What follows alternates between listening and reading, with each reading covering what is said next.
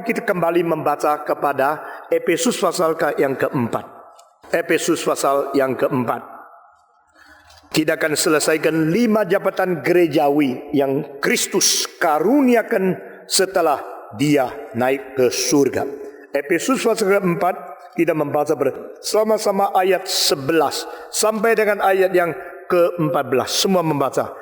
Dan ialah yang memberikan baik rasul-rasul maupun nabi-nabi, baik pemberita-pemberita Injil maupun gembala-gembala dan pengajar-pengajar, untuk memperlengkapi orang-orang kudus bagi pekerjaan pelayanan, bagi pembangunan tubuh Kristus, sampai kita semua telah mencapai kesatuan iman dan pengetahuan yang benar tentang anak Allah, kedewasaan penuh dan tingkat pertumbuhan yang sesuai dengan kepenuhan Kristus. Sekali lagi saya membaca ayat 11 dan 12. Dan ialah yang memberikan baik rasul-rasul maupun nabi-nabi, baik pemberita-pemberita Injil maupun gembala-gembala dan pengajar-pengajar, untuk memperlengkapi orang-orang kudus bagi pekerjaan pelayanan, bagi pembangunan tubuh Kristus. Mari kita berdoa sekali lagi.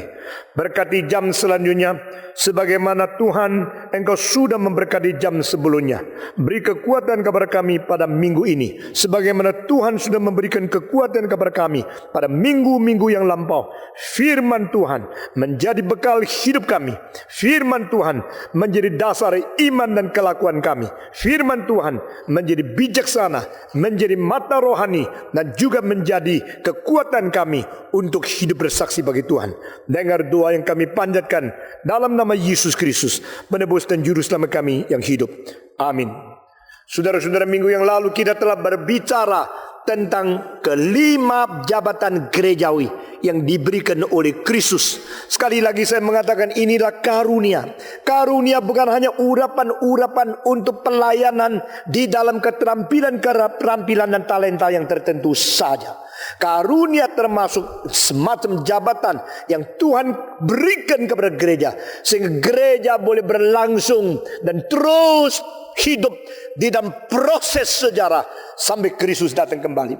Saudara-saudara, Israel itu bukan inti daripada seluruh kehendak Tuhan Allah, tapi gereja itulah inti dari seluruh rencana kehendak Allah.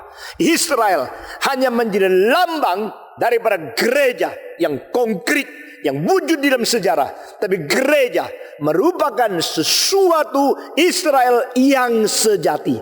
Maka orang yang berada di dalam Kristus, di dalam gereja yang tidak kelihatan, gereja yang kudus dan am, itu adalah orang-orang yang disebut sebagai keluarga Allah, yang disebut sebagai tubuh Kristus. Nah, inilah satu fokus, satu kekonkretan dari rencana Allah.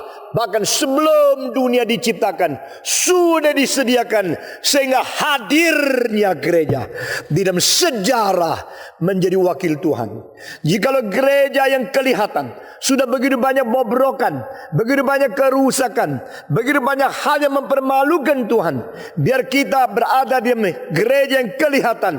Kita terus menerus konsentrasi supaya Tuhan membawa kita menuju kepada sesuatu kesempurnaan yang diinginkan oleh Tuhan di dalam gereja yang tidak kelihatan. Nah, saudara-saudara, jabatan gerejawi 5 hal yang diberikan, yaitu rasul-rasul, nabi-nabi, sesudah pemberita-pemberita Injil, sesudah itu kita melihat lagi yaitu gembala-gembala dan guru-guru. Nah, saudara-saudara, saya sudah memberitakan kepada saudara mengenai bahwa kedua jabatan yang di depan itu tidak ada lagi di dalam segala zaman.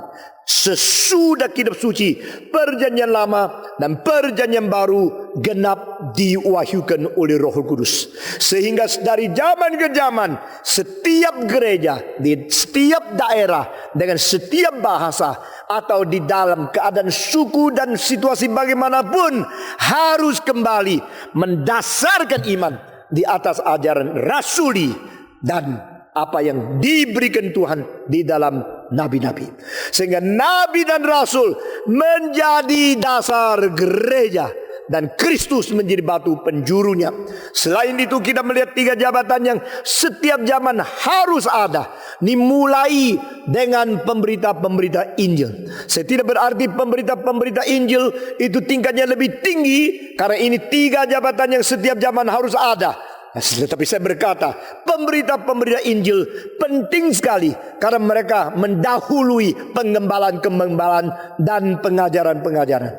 Jikalau tidak ada pemberita-pemberita Injil, tidak ada orang baru masuk ke dalam gereja. Jikalau tidak ada pemberita-pemberita Injil, tidak ada domba-domba yang boleh digembalakan. Itu sebab gereja yang menghina pemberitaan Injil, gereja itu adalah gereja yang menyusutkan sendiri. Gereja yang tidak memperhatikan penginjilan adalah gereja yang tidak mungkin maju. Kira-kira 27 tahun yang lalu, salah satu gereja paling besar di Bandung tulis surat kepada saya. Kami mempunyai anggota 4.000 dan kami menghendaki Stephen Tong bikin kebangunan rohani di sini. Catatan, jangan menginjil, hanya memberi kebangunan rohani kepada anggota yang sudah ada. Lalu saya tanya mereka, mengapa? Mengapa kalau saya berkhotbah di gereja Anda yang begitu besar, saya dilarang menginjil tetapi hanya memberitakan kebangunan rohani untuk orang Kristen? Dia bilang, pasti Pentong minta maaf, karena kita mempunyai 4.000 anggota, sudah 2.000 hilang, sisa 2.000 yang masih aktif. Yang itu aja kalau kembali kita sudah kekualaan, tambah lagi penginjilan baru, terlalu repot buat kita.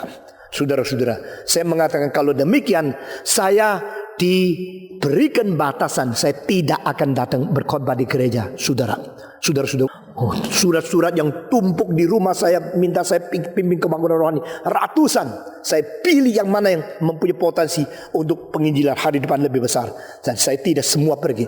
Nah saudara-saudara, lalu mereka mengatakan, kalau begini, ya Tuhan kasih kebijaksanaan sama you, cuma kita rasa penginjilan itu banyak anggota baru yang susah sekali kita kerjanya. Lebih baik yang sudah ada dikerjakan. Saya mengatakan, jikalau majelis engkau mempunyai sikap seperti ini, saya berkata 20 tahun kemudian gerejamu akan makin mundur. Kenapa? Karena itu prinsip dari kitab suci. Pemberita Injil mendahului gembala-gembala. Gembala-gembala mendahului akan guru-guru. Saudara-saudara, di sini urutan yang ditetapkan oleh kitab suci itu mempunyai bijaksana surgawi yang jangan kita putar balikan. Saudara-saudara, tanpa nabi memberikan nubuat, maka orang tidak tahu siapa akan datang.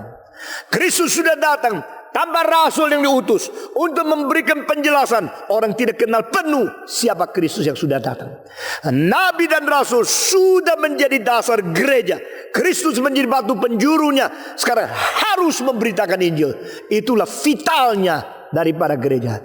Itulah dinamika daripada sejarah gereja. Penginjilan. Gereja-gereja kalau belum besar masih memperhatikan penginjilan. Gereja-gereja kalau sudah besar menghina penginjilan. Itulah matinya gereja. Itulah pembunuhan dirinya gereja. Gereja-gereja sudah dipelajari oleh orang-orang yang mempelajari church growth. Setelah 37 tahun didirikan, mulai banyak gereja menyusut. Karena mereka mulai sombong. Mereka mempunyai anggota yang banyak. Mereka menganggap mereka sudah stabil. Mereka sudah mempunyai ekonomi yang kuat. Mereka sudah mempunyai organisasi yang begitu hebat. Sudah mempunyai pengalaman administrasi yang kuat. Dan sudah banyak orang yang sudah dilatih dengan baik. Tetapi saudara-saudara, semua itu akibatnya selain mendorong, membantu perkembangan gereja, juga menghambat dan merintangi orang untuk terus-menerus berjalan di dalam kehendak Tuhan. Terus-menerus bersandar kepada Roh Kudus. Karena kita sudah mempunyai pengalaman, kita sudah beres dengan segala administrasi dan organisasi, sehingga administrasi mengganti pimpinan Roh Kudus. Organisasi menggantikan kuasa, urapan yang dari Tuhan, yang langsung dari surga. Saudara-saudara, itu karena tidak lagi mementingkan akan penginjilan. Penginjilan itu begitu penting. Penginjilan itu menjadi salah satu sebab konkretnya penyertaan Kristus di dalam gerejanya. Saudara-saudara, Yesus berkata, pergilah ke seluruh dunia, pergilah sampai ke ujung bumi, jadi saksiku. maka aku menyertai engkau. Orang yang tidak ber-PI sukar mengalami kenikmatan bagaimana disertai oleh Tuhan. Orang yang ber-PI, mereka berada di kesulitan, mereka bertantangan dengan orang-orang yang beda ideologi, beda agama. Tapi di dalam PI itulah justru rahasianya menikmati penyertaan Tuhan. Saudara-saudara, kalau engkau suruh pendeta-pendeta bersaksi bagaimana Tuhan menyertai mereka, selama kesaksian di dalam tema ini miskin sekali. Tapi kalau suruh misioneri-misioneri yang pergi mengabar Injil, mengalami bara bahaya, bersaksi bagaimana Tuhan menyertai mereka, selalu kesaksian itu kaya luar biasa. Saudara-saudara, ini satu dalil. Saya harap gereja ini perhatikan prinsip-prinsip yang penting seperti ini. Karena Tuhan mengatakan pergi. Waktu engkau pergi, keluar daripada lingkunganmu, bukan untuk kalangan sendiri, justru kepada bangsa yang lain, justru kepada ideologi yang lain, justru kepada agama yang lain, justru mengabar Injil kepada orang-orang yang di tempat yang jauh dengan kesulitan, tantangan, kebahayaan. Disitulah penyertaan Tuhan menjadi konkret dan menjadi fakta yang tidak bisa ditolak. Saudara-saudara, di dalam perjuangan, pergumulan, tantangan, di dalam keadaan yang konflik dan kesulitan-kesulitan, maka di situ penyertaan Tuhan menjadi urapan yang segar luar biasa. Puji Tuhan, di dalam hidup saya, pengalaman saya, kalau saudara mau saya saksikan bagaimana Tuhan menyertai saya boleh berkata kepada saudara, kadang-kadang sering terjadi penyertaan itu menjadi begitu jelas pada waktu bahaya tiba, pada waktu kita berani mengatakan kalimat-kalimat yang paling ditolak oleh orang, tetapi dihendaki oleh Tuhan. Di situ urapan, penyertaan dan kekuatan luar biasa langsung diturunkan dari surga kabar kita. Saya masih ingat Andrew G. pernah mengatakan satu kalimat waktu dia berkhotbah, yang dibawa pernah mengatakan bunuh dia, matikan dia. Dia tetap mengabar Injil dengan sungguh-sungguh berani. Dan dia mengatakan pada waktu itu dia begitu lemah. Kadang-kadang dia pernah di Chongqing, satu kota di Tiongkok, lagi khotbah, dia batuk, begitu batuk, muntah darah begitu banyak di dalam sapu tangannya. Keadaan paru-paru yang sudah begitu parah, dia TBC, dia masih berkhotbah dan orang mau membunuh dia. Dia waktu itu masih muda, kurus sekali. Dia keadaan begini, dia mengatakan saat itu memang bahaya, tapi saya merasakan seperti dengan keluarkan tangan, saya langsung bisa pegang kuasa Roh Kudus yang mengelilingi seluruh tubuh saya. Saudara-saudara, pemberita Injil perlu sekali keberanian. Pemberita Injil berada di dalam kesulitan-kesulitan. Pemberita Injil berada di tengah-tengah ancaman. Orang yang tidak ada berita selalu tidak ada bahaya. Orang yang ada berita selalu ada bahaya. Orang yang mempentingkan Injil selalu dibenci oleh setan. Mau menjadi pendeta yang tidak pernah dibenci oleh setan gampang. Tidak pernah menyentuh Injil, tidak pernah berbentur dengan pikiran-pikiran yang berlainan dari firman Tuhan, tidak pernah berani memberikan berita-berita Tuhan yang melawan arus. Engkau menjadi pendeta, menjadi orang-orang hamba Tuhan yang sederhana, yang lancar sekali.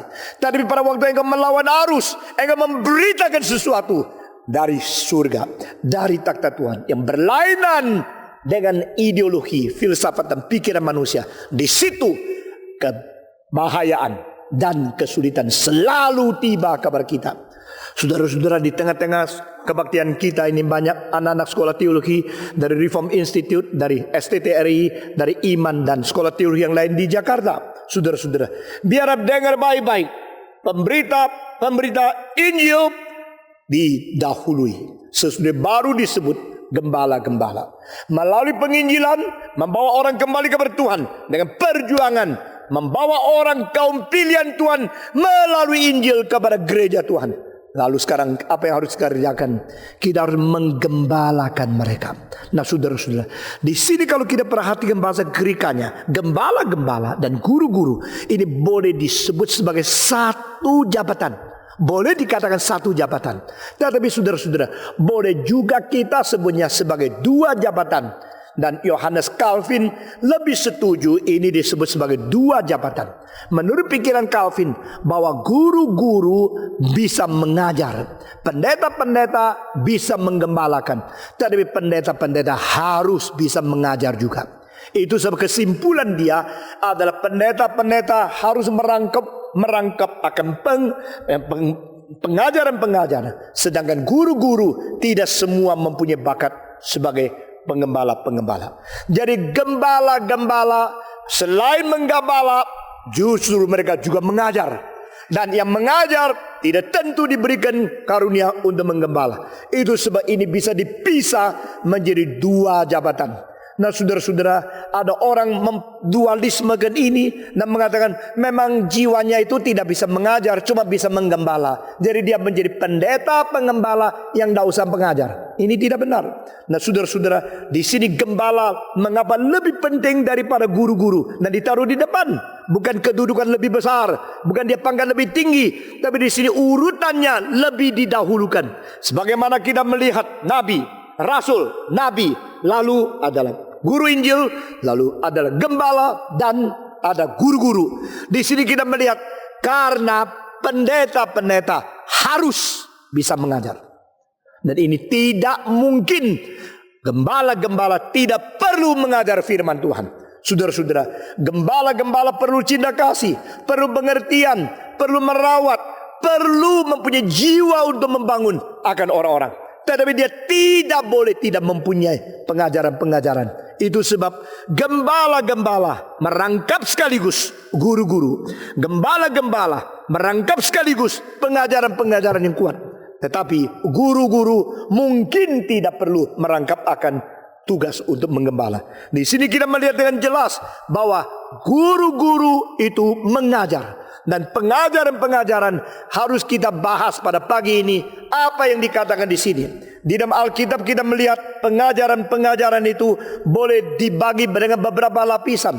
Pertama adalah pengajaran-pengajaran yang bersangkut paut dengan iman kepercayaan. Nah ini adalah doktrin-doktrin. Saudara-saudara, jikalau guru-guru adalah guru, maka dia mengajar apa? Pertama, dia mengajar orang beriman kepada Tuhan. Dia mengajar orang kebenaran di dalam kitab suci. Dia mengajar orang bagaimana menegakkan kerohanian, iman kepercayaan sebagai fondasi hidup di dalam dunia ini, baik kepada Tuhan maupun kepada manusia. Ini adalah pertama, pengajaran-pengajaran yang bersangkut paut dengan iman, yaitu kebenaran yang bersangkut paut dengan doktrin-doktrin. Ini pertama. Saudara-saudara, maka dosen-dosen teologi, khususnya teologi sistematis dan sebagainya, mereka tergolong guru-guru semacam ini.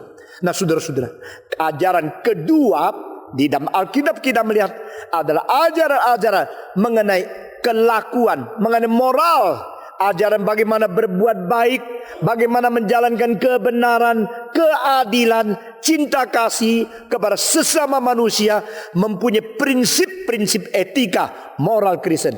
Ini adalah ajaran di dalam bidang kedua, saudara-saudara. Ketiga, ajaran-ajaran mengenai bagaimana melayani, bagaimana mengerjakan pekerjaan Tuhan yang ku ajarkan kepadamu. Ajarkan kepada orang-orang yang boleh mengajarkan orang-orang lain, supaya mereka boleh mengajar lagi orang lain lagi. Di sini kita melihat meliputi akan pengajaran, melatihan, kepengkaderan tentang pelayanan-pelayanan. Nah saudara-saudara, di sini kita melihat kelima jabatan ini. Yang ketiga terakhir kita hari ini sekali lagi menegaskan pentingnya pemberita-pemberita Injil, gembala-gembala, dan guru-guru semua. Pemberita Injil, gembala-gembala, dan guru-guru. Nah saudara-saudara sekalian, gereja ini didirikan dengan nama Gereja Reformed Injili. Dengan jelas melalui nama ini saja kita mengetahui kita mempunyai pendirian teologi. Melalui nama ini saja kita juga mempunyai sesuatu tekanan kepada penginjilan, reform Injili. Saudara-saudara, siapakah orang Injili yang sejati?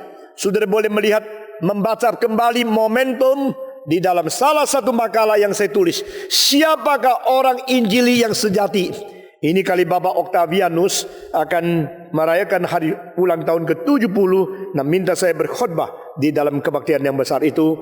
Dan buku yang dicetak untuk mengingat segala pelayanan dia selama 70 tahun hidup di dalam dunia ini, itu minta saya menulis satu makalah. Saya mengatakan saya tidak waktu, tapi saya memasukkan makalah ini ke dalam buku itu, dan mereka setuju. Siapakah orang Injili yang sejati? Orang Injili bukan orang yang setuju teologi Injili. Orang Injili bukan orang yang hidup di tradisi gereja Injili. Orang Injili bukan orang yang belajar teologi dan teori-teori Injili. Bukan. Orang Injili adalah orang yang sudah mengerti, sudah mencintai, sudah beriman Injil, dan menterjunkan diri di dalam lapangan dan mengerjakan pekerjaan Injil. Itu orang Injili yang sejati. Saudara-saudara sekalian, dengan demikian kita melihat pemberita-pemberita Injil itu melangsungkan, sedang mengerjakan kehendak Tuhan. Mereka bukan berhenti di dalam kognitif, bukan berhenti di dalam pengertian, bukan berhenti di dalam perdebatan, diskusi secara teologis. Mereka berada di medan peperangan. Saudara-saudara, sama seperti mahasiswa yang setuju reformasi berlainan dengan mahasiswa yang sedang mereformasikan. Mahasiswa yang mengatakan saya senang ada reformasi, sama mereka yang sedang menterjunkan diri di dalam melangsungkan dan mengorbankan diri untuk terwujudnya reformasi. Itu beda sekali. Demikian pemberita Injil bukan berarti orang yang penyetuju teori Injil. Tidak. Pemberita Injil itu in action, betul-betul dilakukan, sedang dijalankan. Itulah orang-orangnya. Saudara-saudara, kita melihat akan pemberita Injil, lalu gembala-gembala akhirnya dipersamakan dengan satu derajat tua-tua yang menggembala. Karena pada waktu Yohanes tua, dia juga disebut sebagai gembala. Saudara-saudara, Petrus waktu dia tulis buku 2, surat 2 Petrus, dia mengatakan dia adalah seorang tua-tua. Bukan saja demikian, pada waktu Tuhan Yesus tanya kepada dia sebelum Yesus naik ke surga, "Hei anak daripada Simon, engkau cinta kepada saya kah? Engkau Simon, anak daripada Yohanes, engkau cinta kepada saya apa?" Maka Petrus menjawab, "Aku mencintai engkau Tuhan." Yesus mengatakan kepada dia, "Gembalakan dombaku." Ada orang suka mentafsirkan ayat itu dengan bahasa Grekanya, satu memakai filia, satu memakai agape. Saya kira itu tidak perlu diperdebatkan, karena saya percaya hari itu Yesus tidak berbicara bahasa Greka dengan Petrus. Mereka pakai bahasa Aramik. Namun demikian, karena Alkitab catat ada perbedaan istilah yang dipakai, mari kita membedakan, itu baik.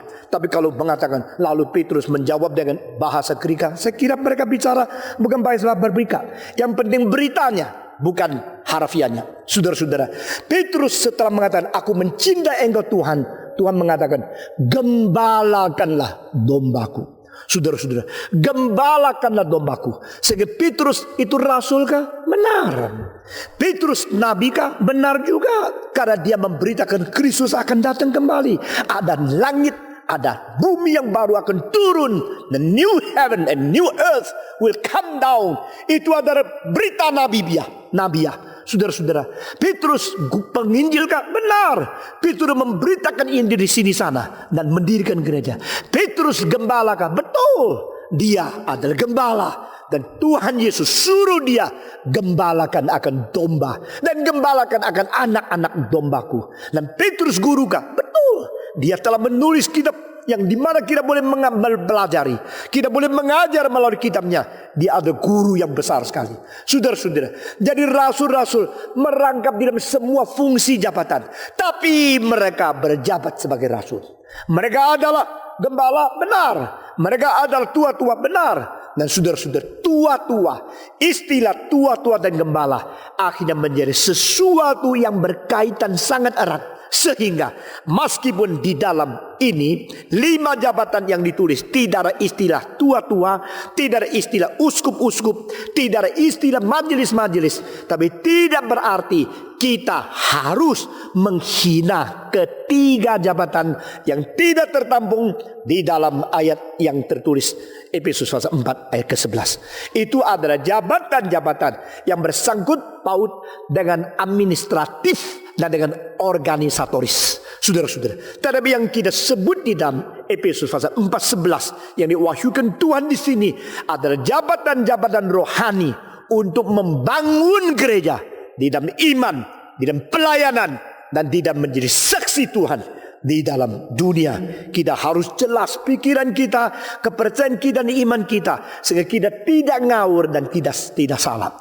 Saudara-saudara, itu sebab di dalam presbyterial sinod atau di dalam sinode bersifat presbyterial ada gereja-gereja reform, mereka mempersamakan pendeta-pendeta tugasnya dengan tua-tua. Bedanya adalah tua-tua adalah yang melayani di dalam administrasi, tapi pendeta adalah melayani di dalam penggembalaan melalui mimbar. Itu sebab pendeta-pendeta disebut sebagai the preaching elder, tetapi orang-orang yang administratif disebut sebagai the ruling elder, yaitu tua-tua khusus yang berada di atas mimbar.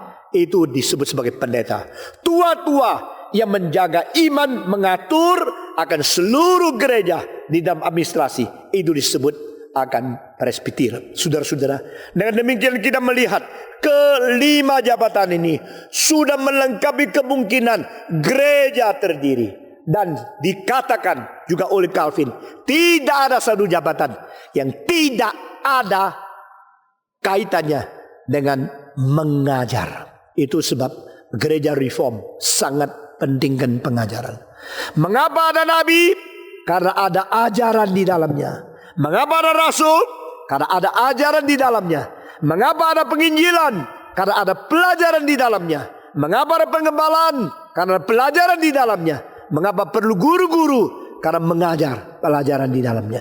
Gereja yang tidak lagi penting pengajaran, itu mau jadi gereja apa? Gereja yang tidak lagi mempentingkan pengajaran-pengajaran yang sudah ditetapkan oleh Tuhan, itu gereja yang akan keropos dari dalam tulang sendiri. Kalau teologi reform Injili yang didirikan, yang diadakan oleh gerakan reform, baik oleh lembaga maupun oleh gereja reform Injili Indonesia, adalah sesuatu wadah yang diberkati Tuhan stabil sampai sekarang. Karena apa? Karena itu kehendak Tuhan. Seperti apa ini dikatakan Calvin, 5 jabatan, tidak ada satu jabatan yang boleh tidak mementingkan pengajaran. Saudara-saudara, kalau kita melihat begitu banyak gereja sekarang, khotbahnya diperpendek, nyanyinya diperpanjang, emosinya ditekan, rasionya tidak lagi pentingkan, dan sesuatu suasana yang mulai membunuh akan akal, suasana yang akan meluapkan akan emosi pribadi yang sangat berputar di dalam pengalaman-pengalaman dan perasaan manusia. Saya takut dan saya khawatirkan, saudara-saudara, biar kita kembali kepada pengajaran, sehingga 5 jabatan ini boleh betul-betul diberkati Tuhan menjadi sesuatu berkat untuk membangun tubuh Kristus. Sekarang saya minta saudara perhatikan ayat ke-12, dan kita pagi ini akan membahas ayat yang penting ini. Saya membaca satu kali, sesudah itu saudara semua membaca satu kali. Efesus pasal 4 ayat ke-12. Untuk memperlengkapi orang-orang kudus bagi pekerjaan pelayanan, bagi pembangunan tubuh Kristus. Semua 1, 2, 3. Untuk memperlengkapi orang-orang kudus bagi pekerjaan pelayanan, bagi pembangunan tubuh Kristus. Nah, saudara-saudara, di sini istilah untuk berarti ada tujuannya. Yesus Kristus setelah bangkit dari kematian, naik ke surga, Dia memberikan rasul, memberikan nabi, memberikan pemberita-pemberita Injil, memberikan gembala-gembala, dan memberikan juga guru-guru. Untuk apa? Untuk supaya orang ini mempunyai pekerjaan, begitu. Untuk apa? Untuk supaya mereka mengajar, supaya gereja diisi terus-menerus, begitu? Tidak. Untuk orang suci mendapatkan pengertian kebenaran begitu, tidak. Itu menjadi sesuatu final. Dan pelayanan dari 5 jabatan ini bukan ada finalnya. Karena finalnya adalah terus menerus sehingga tidak ada finalnya. Itu baru sesuatu arti sesungguhnya di sini. Maka di sini dikatakan mereka untuk memperlengkapi orang kudus. Berarti saudara-saudara, orang-orang yang sudah diselamatkan oleh Tuhan, sudah masuk ke dalam gereja, di dalam tubuh Kristus yang kudus dan am, mereka disebut orang suci. Mereka sudah diinjili cukup? Tidak cukup. Mereka sudah menerima Yesus cukup? Tidak cukup. Menerima Yesus untuk apa?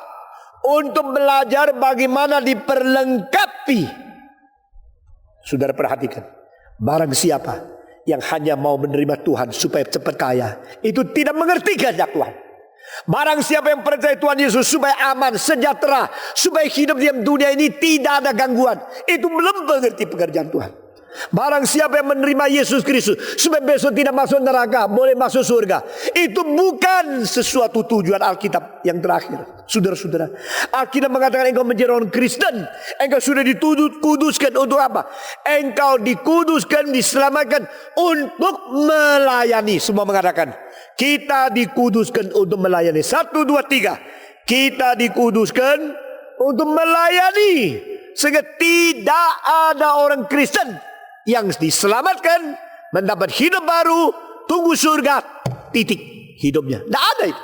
Itu bukan ajaran Alkitab. Ajaran Alkitab ada kita diselamatkan bukan supaya kita diampuni dosa, selesai. Kita berdamai dengan Allah, selesai. Kita mendapat hidup baru, selesai. Kita dihindarkan dari neraka, selesai. Tidak. Kalau demikian, maka Alkitab telah mengajar salah.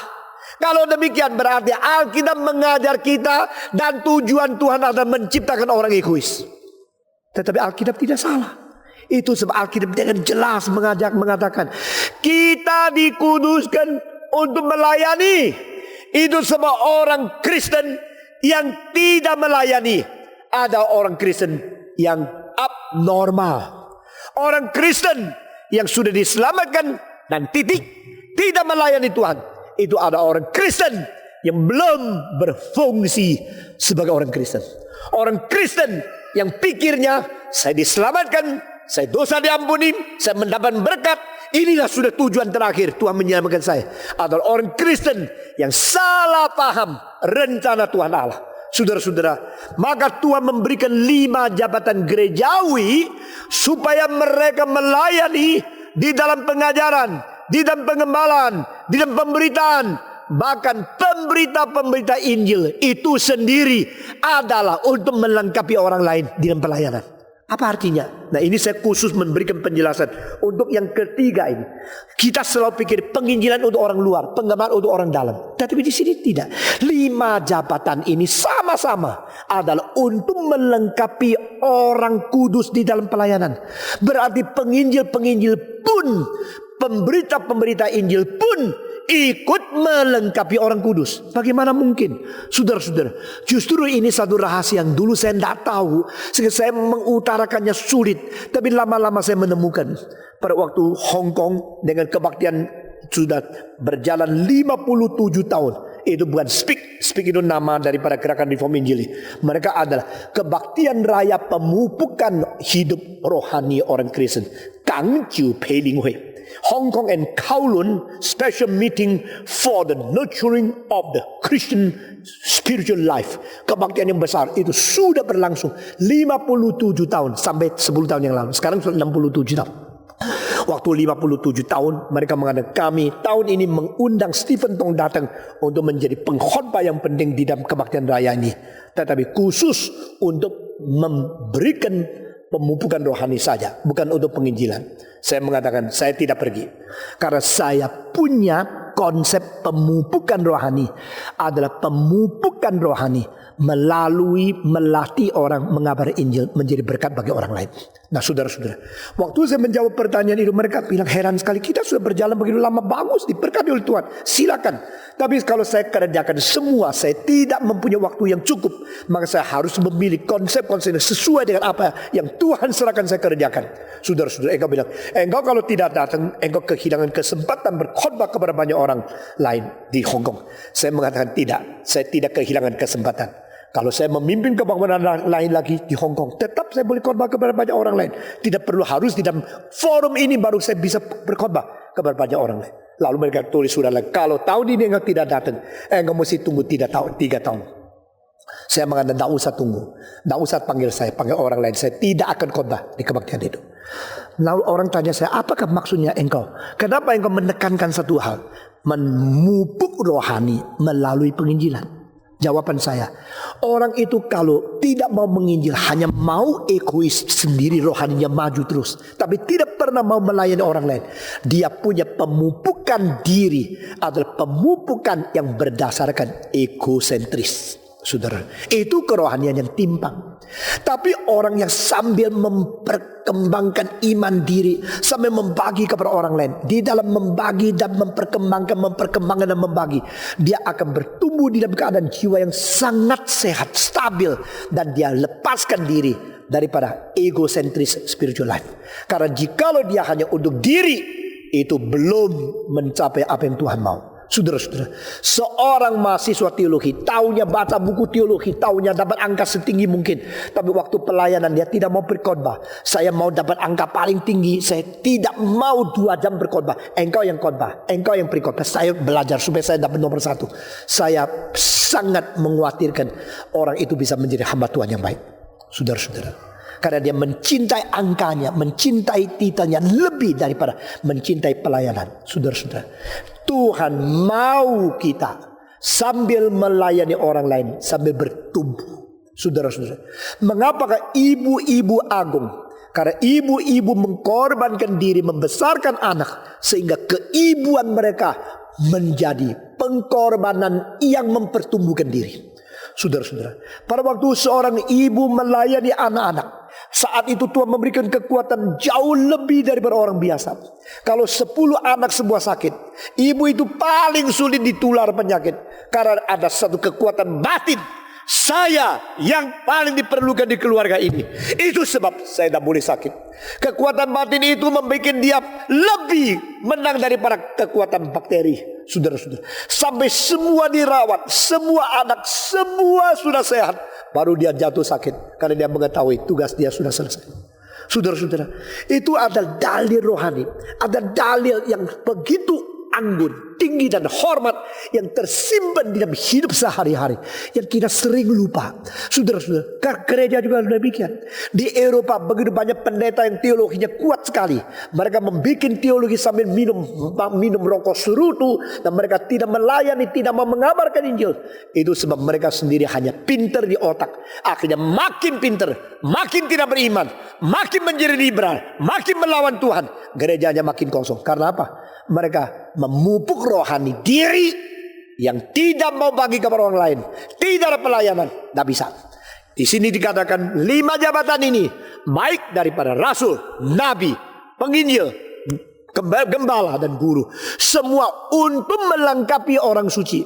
Jadi orang memberitakan Injil, kalau sudah memberitakan Injil harus pulang bersaksi. Tidak bisa untuk menginjil terus diam-diam. Lalu dia sudah bersaksi, dia harus cari orang lain untuk dilatih. Jadi setiap orang yang sudah memberita Injil, dia bukan hanya untuk orang luar, dia juga hanya harus untuk orang dalam. Pendeta untuk orang dalam juga harus menginjil keluar. Penginjil keluar harus melatih orang dalam.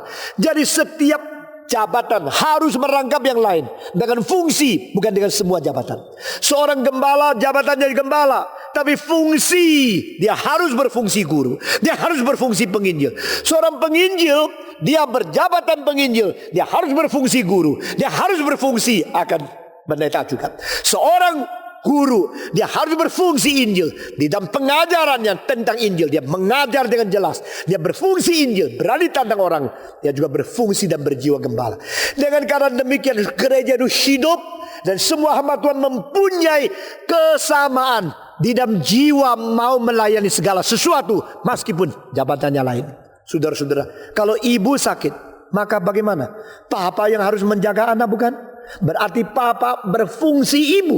Boleh saja, tetapi jabatan tetap papa. Ibu berfungsi bapak, tetapi dia bertetap jabatan ibu. Demikian gereja itu menjadi sempurna, menjadi kuat, karena semua untuk memperlengkapi orang kudus di dalam pelayanan. Nah, saudara-saudara, nah di sini saya minta saudara perhatikan satu kalimat di bawah. 5 jabatan ini bukan monopoli pelayanan, tapi 5 jabatan ini adalah membimbing dan memultiply pelayanan. Ini kalimat yang penting sekali. Begitu banyak gereja gagal karena apa? Pendeta memonopoli pelayanan. Semua dipegang sendiri. Dan akhirnya tidak ada pengkaderan, tidak ada pembagian, tidak ada delegasi, dan tidak ada pemupukan, tidak ada dorongan, tidak ada latihan. Itu tidak benar. Di sini Alkitab mengatakan 5 jabatan ini untuk melengkapi orang suci, supaya melengkapi mereka di dalam pelayanan. Sehingga gereja, orang-orang suci semua melayani. Itu gereja yang baik. Gereja, semua anggota diam-diam, hanya pendeta yang melayani. Itu gereja yang gagal. Gereja, pendeta tidak pernah melatih, tidak pernah membuat sekolah pengkaderan atau mengajak orang dilatih di dalam pelayanan. Itu tidak benar. Saudara-saudara, saya menghimbau saudara, sekolah baik-baik di sekolah streets, ikut kuliah-kuliah, ambil beberapa yang mungkin engkau belajar di dalam doktrin dan sebagainya. Karena di dalam pertumbuhan pelayanan, pengetahuan dan anugerah, kebenaran dan urapan itu bersatu mengakibatkan engkau bertumbuh dengan baik. Saudara-saudara, puji Tuhan. Seorang yang terus dilayani tapi tidak melayani, tak mungkin bertumbuh dengan sehat dan stabil. Seorang melayani tapi tidak dilayani, yang mengajar tapi tidak mau belajar, dia akan menjadi ompong keropos dan tidak bisa mengisi terus-menerus kebutuhan orang lain. Kita perlu keseimbangan input and output. Kita perlu seimbangan train and to be trained. Kita perlu seimbangan memberikan supply dan mendapatkan gizi baru. Kita perlu urapan dan saluran. Seluruhnya ini menjadi seimbang. Gereja ini menjadi kuat. Saudara-saudara, maka ayat ke-12 untuk memperlengkapi orang-orang kudus bagi pekerjaan pelayanan. Dan kedua, bagi pembangunan tubuh Kristus. Nah, ini kalimat kedua, pembangunan tubuh Kristus.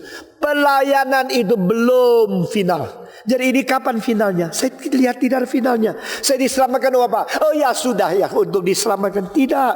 Engkau diselamatkan untuk engkau berdamai dengan Tuhan dan engkau boleh dipersiapkan untuk pelayanan. Jadi keselamatan bukan final. Lalu engkau dipersiapkan untuk pelayanan. Pelayanan bukan final. Karena pelayanan adalah untuk mempertumbuhkan akan tubuh Kristus. Oh, supaya tubuh Kristus tumbuh. Bukan final. Tubuh Kristus tumbuh belum final. Kapan finalnya?